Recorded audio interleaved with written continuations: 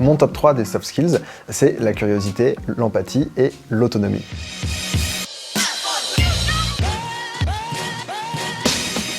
Je m'appelle Samuel Durand, je suis le producteur du documentaire Work in Progress et je m'intéresse aux transformations du travail. Le premier, la curiosité, c'est ce qui permet d'être à la pointe des compétences. C'est-à-dire qu'on ne va pas s'endormir et rester sur ses acquis, on va toujours être à jour, se mettre à la page, et c'est ce qui va faire la différence entre deux personnes, une qui reste bloquée dans le passé et une autre qui va pouvoir se tourner vers l'avenir et toujours aller chercher ce qui existe de mieux et ce qui est nouveau. Le deuxième soft skills qui va être essentiel, c'est l'empathie. Quand on est dans un contexte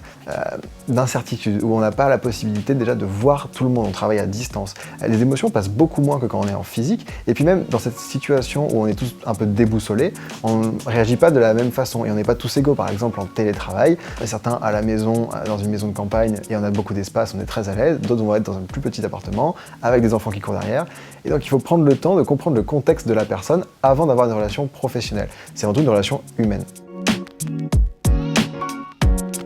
Et le troisième soft skill, ça va être l'autonomie, qui est aussi importante dans l'entreprise qu'en dehors de l'entreprise. On le voit avec le développement de l'intrapreneuriat, avec des side projects aussi quand on a envie de développer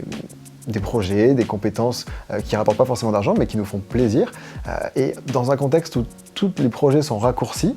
où on n'arrive pas à voir plus loin que plusieurs semaines, que plusieurs mois au maximum, on a besoin de pouvoir constamment rebondir, que si quelque chose qui est annulé, ça ne soit pas vraiment un problème, on trouve une autre idée. On a besoin de gens qui disent beaucoup plus « et » que de gens qui disent « mais ».